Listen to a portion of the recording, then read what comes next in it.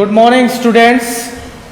Today we are going to continue the chapter of how do organisms reproduce. Students, in this chapter today we will discuss about sexual reproduction. Students, in previous lecture you have learned that the modes of asexual reproduction, and you have seen that in asexual reproduction, since only one parent involved, so the variation gets very less in new young one. But today we are going to talk about the sexual reproduction and importance of sexual reproduction. Students, we know that the mode of reproduction in which involvement of male and female gamete take place and their fusion occur, that is known as sexual reproduction.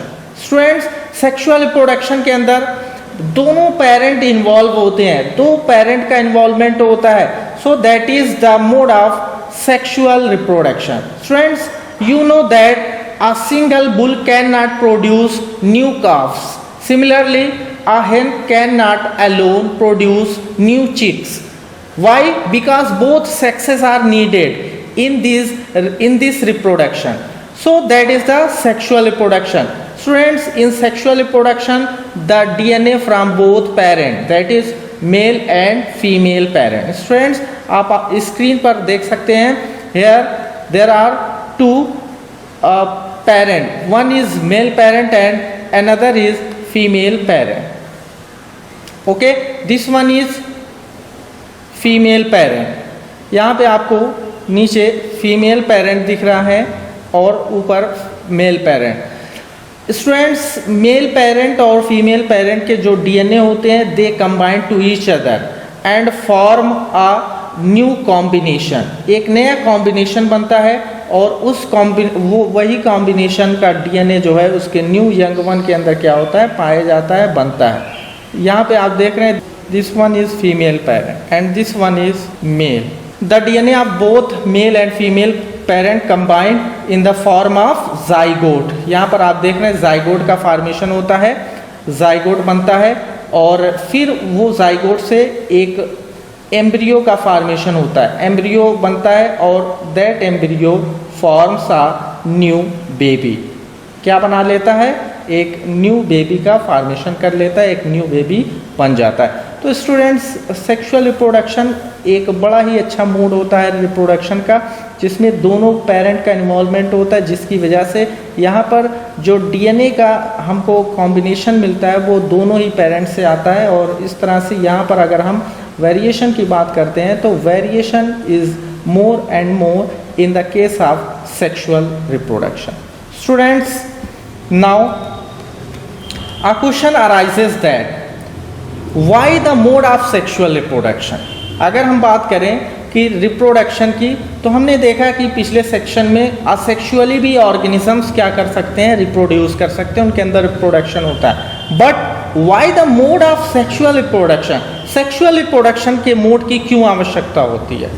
Yes, you know that in sexual reproduction both parent involved, या आप कह सकते हैं both gamete involved.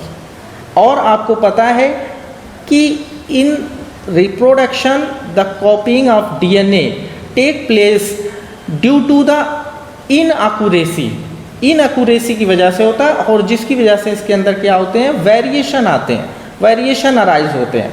अब देखिए, ये variation, चूंकि यहाँ पर दो तरह के डीएनए का कॉम्बिनेशन होता है, तो जब दो तरह के डीएनए दो अलग अलग पेरेंट से आते हैं तो इनके अंदर ये वेरिएशन के जो चांसेस होते हैं वो बहुत ज़्यादा होते हैं. वेरिएशन क्या होता है, मोर एंड मोर, यानी variation become greater in amount in a generation due to the sexual reproduction. पहली चीज़, वेरिएशन क्या हो जाता है, बहुत ही ज़्यादा हो जाता है, ग्रेटर अमाउंट में हो जाता है. एंड सेकेंड वन इज़, आपको पता है कि सेक्सुअल रिप्रोडक्शन में एक साथ दो पेरेंट इन्वॉल्व होते हैं और दोनों के ही कॉम्बिनेशन डीएनए के, यानी दोनों के जो जेनेटिक मटेरियल होते हैं उनका कॉम्बिनेशन उनके न्यू यंग वन के अंदर क्या होता है, उनकी ऑफस्प्रिंग के अंदर ट्रांसमिट होता है, ट्रांसफ़र होता है. तो यहाँ पर ये जो वेरिएशन की बात हो गई, ये variation become speeded up from one generation to another generation, यानी एक ही जनरेशन में दोनों पेरेंट के जो अपने अलग अलग कैरेक्टर्स हैं उनसे जो वेरिएशन बनता है वो एक साथ एक सिंगल जनरेशन के अंदर क्या होता है, उनकी ऑफ स्प्रिंग के अंदर ट्रांसफर होता है. So this is the significance of the sexual reproduction, या आप कह सकते हैं इंपॉर्टेंस ऑफ सेक्सुअल रिप्रोडक्शन.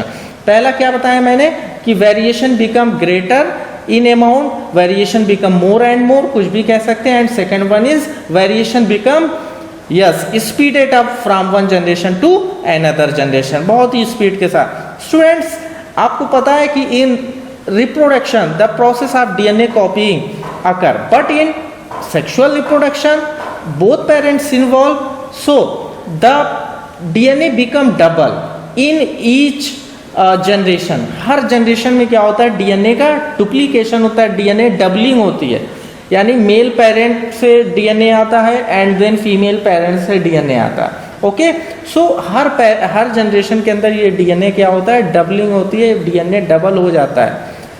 इस तरह से अगर हम बात करें तो देखा जाए कुछ समय के बाद अर्थ पर एक ऐसी सिचुएशन क्रिएट हो सकती है कि इस डीएनए के डबलिंग से, यानी 2 टाइम्स देन 4 टाइम, फिर 4 16 टाइम, इस तरह से ये बढ़ता जाएगा और एक समय ऐसा आएगा अर्थ पर there is no room for any other material, because इस पूरी पृथ्वी पर एक तरह से डीएनए ही डीएनए हो जाएगा. Then how this problem can sort out by the sexual reproduction. Yes student, ये जो प्रॉब्लम है बट ऐसा कुछ होता नहीं, सेक्सुअल रिप्रोडक्शन के अंदर इस प्रॉब्लम को सॉर्ट आउट कर लिया जाता है. कैसे स्टूडेंट्स, आप यहाँ पर देख रहे हैं कि ये जो जर्म सेल्स होते हैं, यानी ऑर्गेनिजम्स के अंदर जो जर्म सेल होते हैं, इनका फॉर्मेशन मियोसिस सेल डिवीजन के द्वारा होता है.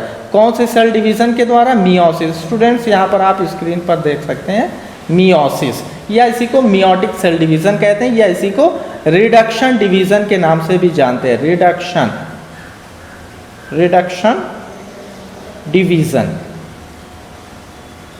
डिवीजन. स्टूडेंट, रिडक्शन डिवीजन में क्या होता है, आपको पता है किसी भी ऑर्गेनिज्म के जो मेल ऑर्गेनिज्म होते हैं, सॉरी ह्यूमन बीइंग के अंदर उनके जो सेल्स होते हैं, उनके सेल्स में देयर आर 46 क्रोमोसोम. कितने क्रोमोसोम होते हैं, 46 क्रोमोसोम्स आर फाउंड, या आप कह सकते हैं 23 pair of chromosome. It means there are 2 sets of chromosomes, that is they are called as diploid, जिसकी वजह से ये डिप्लॉयड कहलाते हैं और इसको 2n से डिनोट किया जाता है. ओके स्टूडेंट्स, जब यहाँ पर इनके अंदर जर्म सेल्स का फॉर्मेशन होता है, जर्म सेल्स बनते हैं, तो यहाँ पर क्या होता है, मियोसिस फर्स्ट, यानी एक सेल से 2 सेल बन जाते हैं, 2 डॉटर सेल्स का फॉर्मेशन होता है. और इन डॉटर सेल्स में ये क्रोमोसोम की कॉपी होती है. 46 क्रोमोसोम यहाँ पर भी होते हैं और 46 क्रोमोसोम यहाँ पर भी होते हैं, यानी ये अगेन डिप्लॉयड होते हैं. लेकिन कब, मियोसिस फर्स्ट सेल डिवीजन के अंदर. और जब मियोसिस सेकेंड सेल डिवीजन होता है तो यहाँ से क्रोमोसोम क्या हो जाते हैं, डिवाइड हो जाते हैं, अलग हो जाते हैं. यानी यहाँ पर जो 46 था, अब यहाँ पर जो 4 सेल्स बनते हैं, इनके अंदर केवल और केवल 23 क्रोमोसोम. जितने भी सेल्स बन रहे हैं यहाँ पर आपको स्क्रीन पर दिख रहा है, they have only 23 chromosome, not 23 pair chromosome. केवल 23 क्रोमोसोम होते हैं. यहाँ पर आपको दिख रहा होगा 4 हैप्लॉयड प्रोजीनी सेल्स.